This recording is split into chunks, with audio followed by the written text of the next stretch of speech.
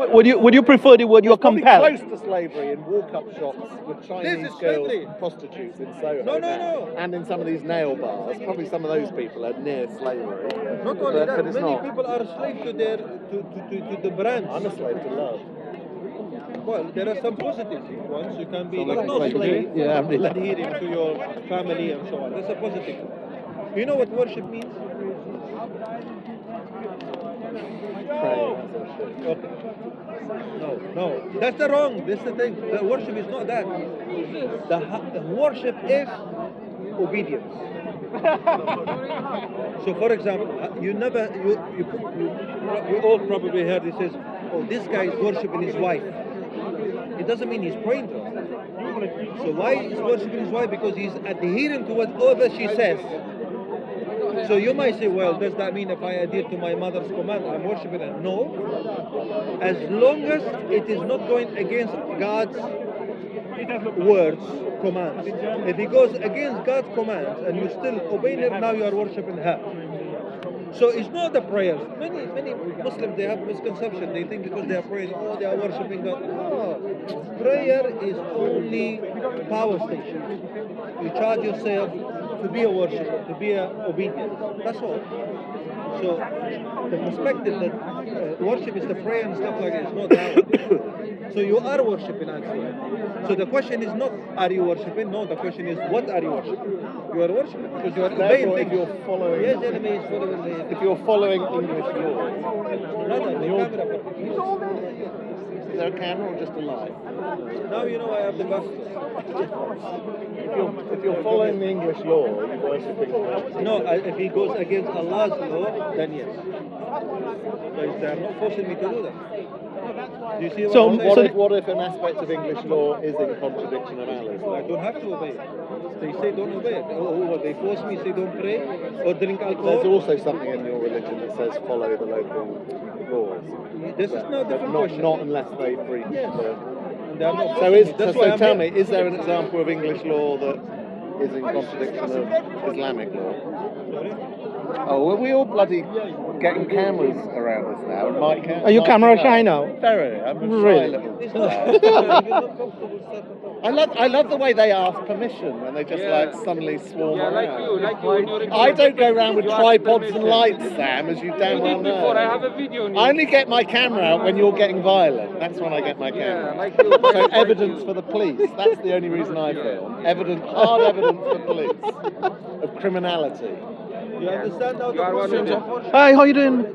You stranger. Huh? How you You're a doing? stranger. No, I'm here, man. I'm here. Good to see you. How you It's been doing? a long time. Good, man. I know.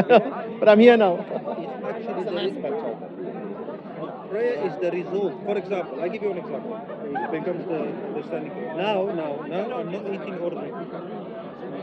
But I am not in worship, not eating and drinking. But there is a time and a moment, if I don't eat and drink, I'm in worship, it's Ramadan. But now, I'm not in worship.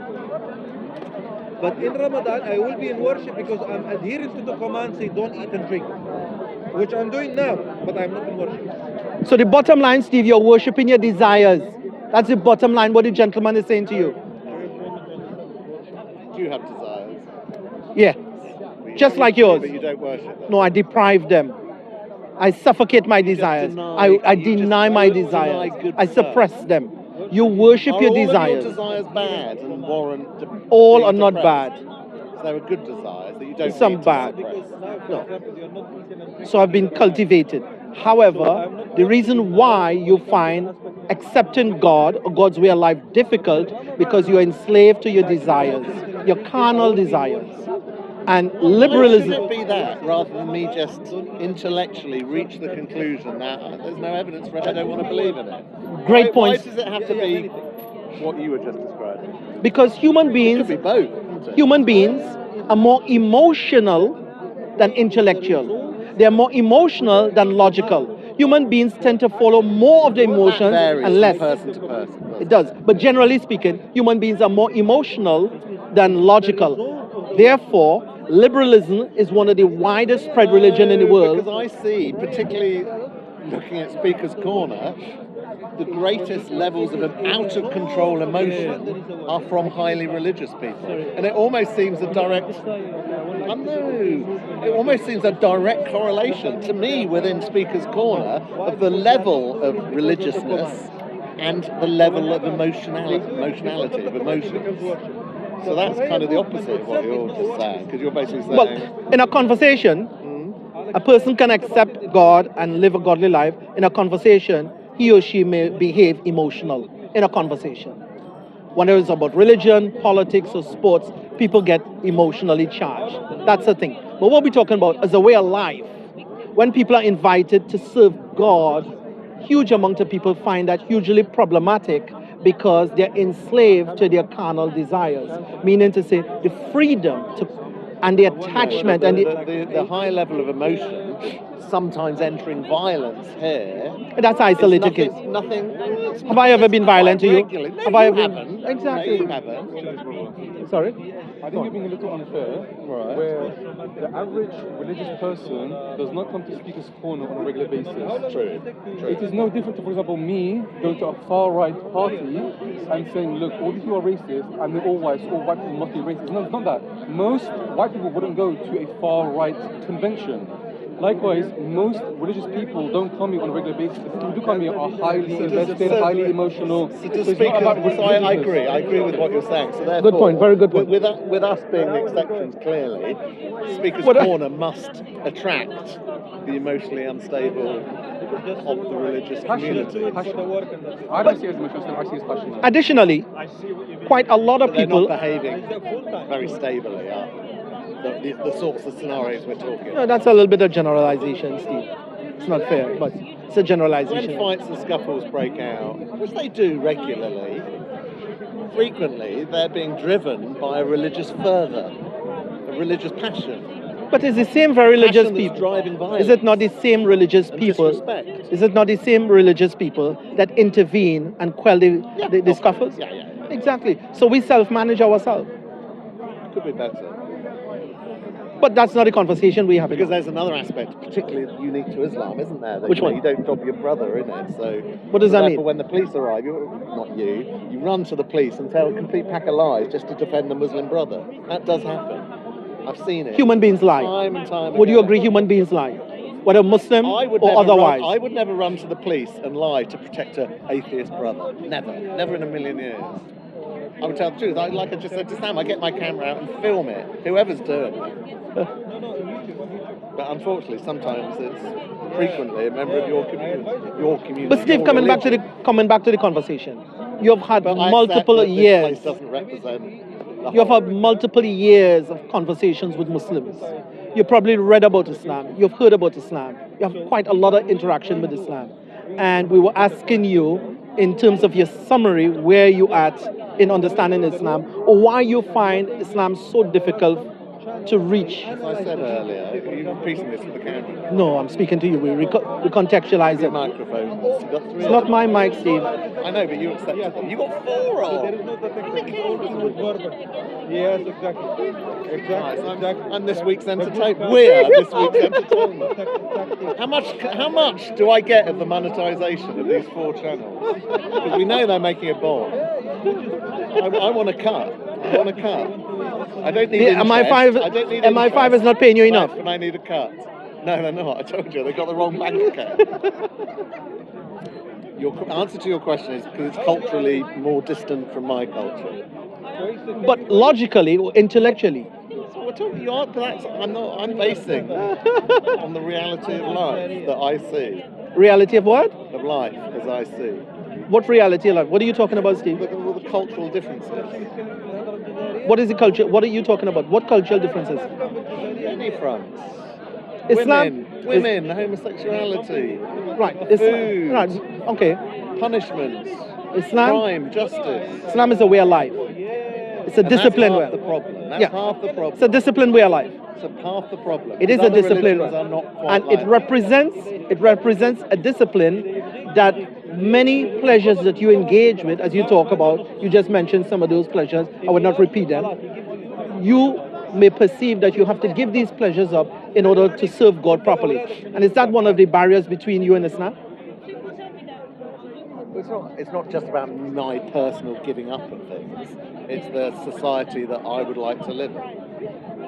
It's not just all about me. Yeah, but I'm living in the same society as you.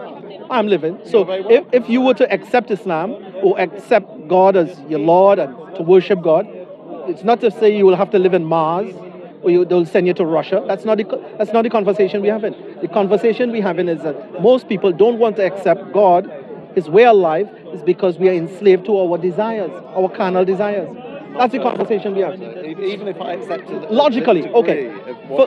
Forget the desires part. Logically, how would you refuse Islam logically? There's no evidence for it. No evidence for what? For God. Or any God, of any shape, any form, any number. 2 gods, 3 gods, 1 God. Afterlife. Life after death. No evidence for it. Evidence of going to a heaven or a hell or whatever you call them. Zero evidence. Right. Zero evidence. This evidence conversation. This is fable. Even this have is loads. folklore. This is fable and folklore. Of which there are so many multiple variants of it around the world, throughout the world and throughout history. So many variants of these types of things. You're just saying your brand is the right one. Why should I accept that when there are a trillion other ones too? I might go and accept her brand. Oh, really?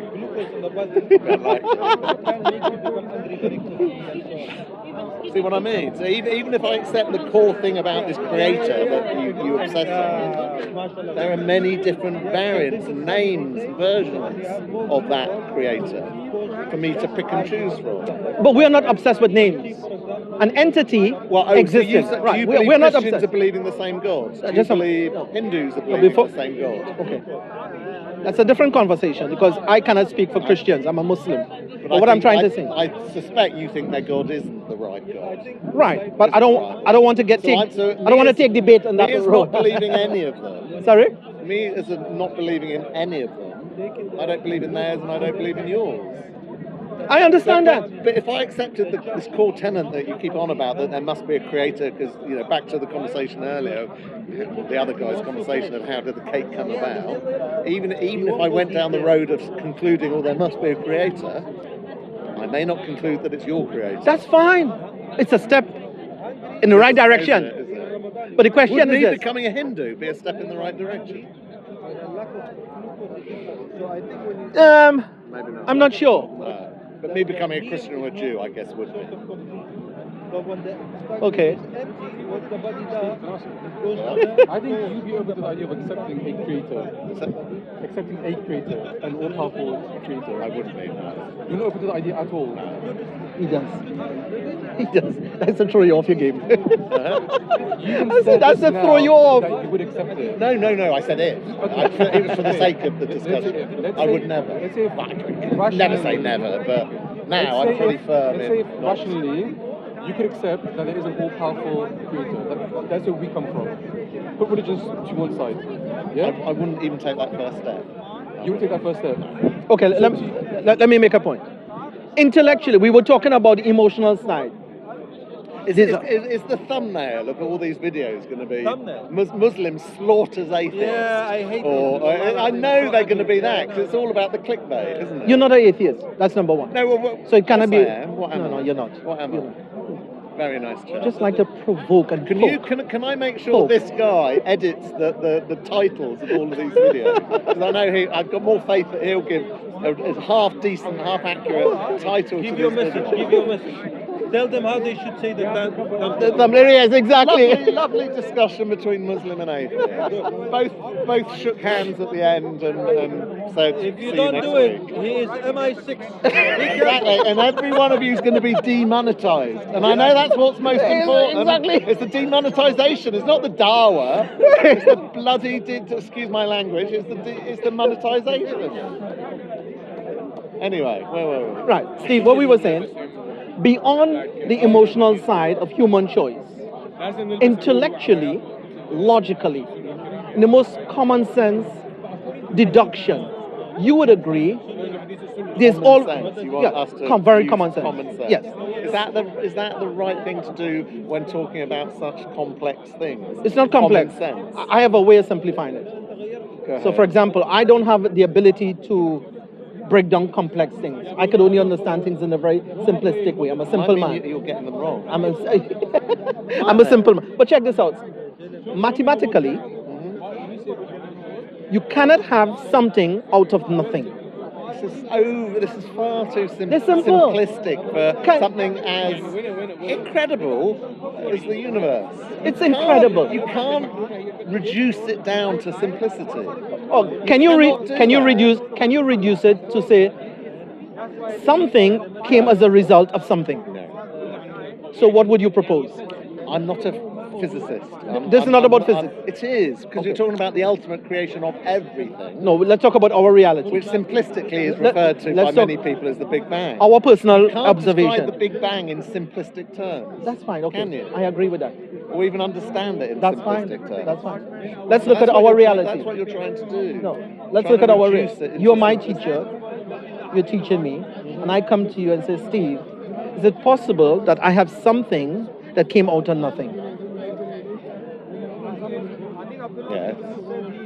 What? So you will have to present examples for me whereby we have something that came out of nothing. It's far too simplistic. But remember, you're talking to someone who's simple. You're trying to use a simple. Yeah, but you can't explain these sorts of things to someone who's simple. And you're not that simple anyway, but even if you were, you can't do it. But in principle, These things take immense amount of discovery and thought and research and understanding and complexity. You and I probably can never understand it. we're not attempting to understand. Don't simplify. You are by simplifying it. Would you agree? By saying God did Would you it, agree? basically. Would you agree? I can't fathom in my weak little mind, and that's not an insult, in our weak little minds, I can't fathom how else it could have happened other than God doing it.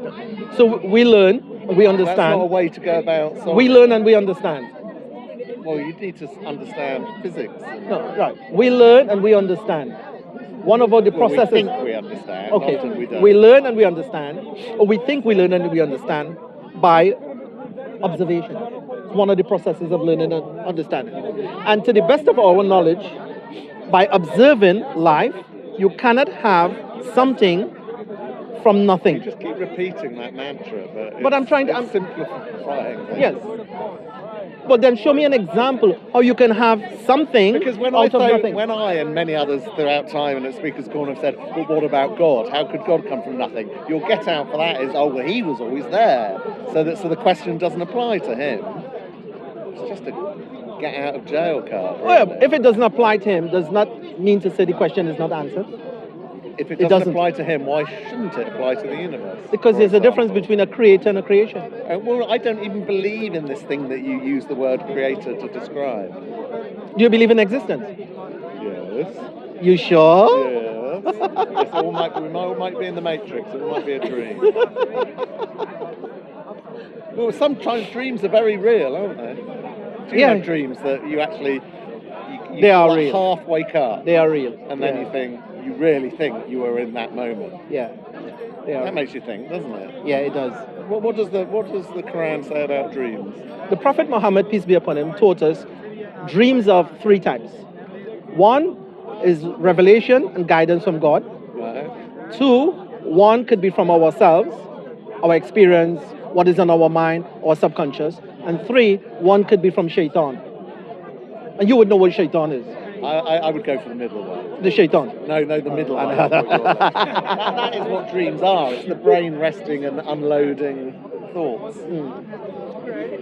No So the external influence from these. Well, you can reject it if you want, but the question is, the truth has been made clear to you. Shaitan doesn't exist any more than God. Allah. You must know your father.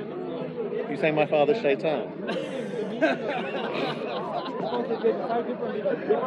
I hope the audience is enjoying. No, sorry, I take that back. Please cut that one out. Cut.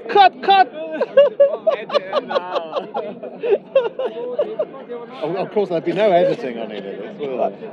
You don't believe in satanic behavior? No. Okay. What is that? You believe in supernatural? No. Have you heard of supernatural before? It's the word. Yeah, I know. The what it word. means, yeah. Not Have you real. seen people possessed? Like Uri Geller bending spoons, that sort of thing? No, I'm not going there. No, I'm not going there. No. I'm talking about someone present now and no history of other languages and start speaking other languages or having strength beyond human capacity. The first example you gave, major brain trauma, can have perplexing results. So people wake up with very strong accents that they never had before. We're not talking about accents. With completely different memories from what they had before. I'm not talking about memories. I doubt they wake up knowing a completely different language. No. Okay. So you can give me some... What about human strength that is beyond average? Well, I mean, the power of hypnosis. The power of hypnosis is pretty amazing. You know, people can have really, operations that, you know, normally you or you could not go through that without an anaesthetic. People can go through it without any anaesthetic, just under hypnosis. So hypnosis and the power of the mind can be incredibly strong. And I believe the power of the mind can ultimately heal you from physical illnesses. You believe in that? Prove it then. There's been cases of it. Well, I'm not saying there's not. I'm asking you to prove it. Maybe I can't prove it. But you believe in it? All right. Now we're making some progress. Now we're making some progress. He fell in the trap. He fell in the trap. Are you trying to lay traps for me? Is that what? No, you fell in the trap then by uncovering the trap, or highlighting the trap. See, I'm not. Steve, it's a pleasure. I got to run now. Okay. Take care. Next time. Don't forget your microphone. Yeah. Next time we need to have some conversations about some politics. So you can say we need to have some food as well. Yeah, but it's on you. MI5 salary. It's on you. Sorry? Yeah. 2 minutes. What you discussed the Muslim should. Okay. Well, I'll sit in for him. Yeah. We have. Go on then. Finish it. What do you want to conclude with? Well, we're just talking about the conversation we had with Steve. Steve is very intelligent, mature, well experienced, and he is an intelligent person. You know what I mean? And sorry. Yeah, I think we were having conversation with Steve. One of the brothers was engaging Steve when he takes the position, the stance that he's an atheist. And we went through the process of explaining in simple terms, there has to be something responsible for something. And there's no case reference or any kind of case references where you will find something in existence which was caused by nothing. So they try to take it in a very simplistic way to explain that. And to ask Steve himself as an individual, has his brain ever triggered him to find out the cause of his existence, to question his existence? And to some extent, Steve was in denial in it. But Steve have multiple conversations with Muslims, and we ask him to really ask, what is his stance on Islam as a way of life. And we tried to give you some sesame things for the brain to work, but I don't know. Steve, been here for years that Steve is Steve. Like what you call a protein bar, maybe that would do. But I think fundamentally it's well known that most people are serving something, enslaved to something, and Steve agrees and acknowledges that he is one of those individuals who he loved liberalism, loved the freedom to do what he wants.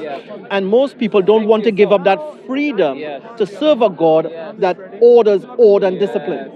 So I think this kind of liberalism is a kind of God that people serve. And when they're asked to, or they're invited to serve a God that has order, prescription, and a way of life, then they find it very difficult because it's too opposite.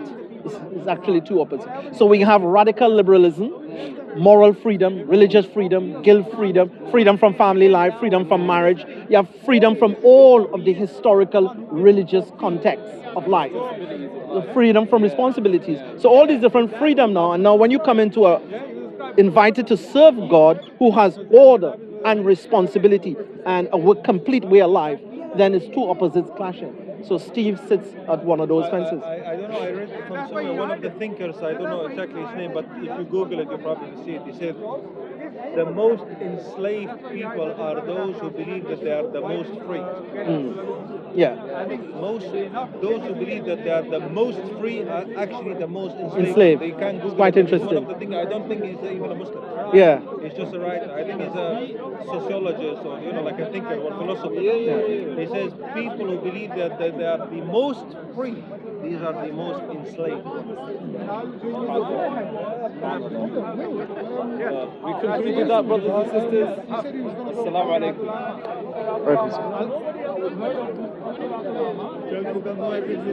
I don't know. Which one? Okay, brother. Sorry? I'm not on camera. Are you on camera? No. Okay. Are you on camera, Chris?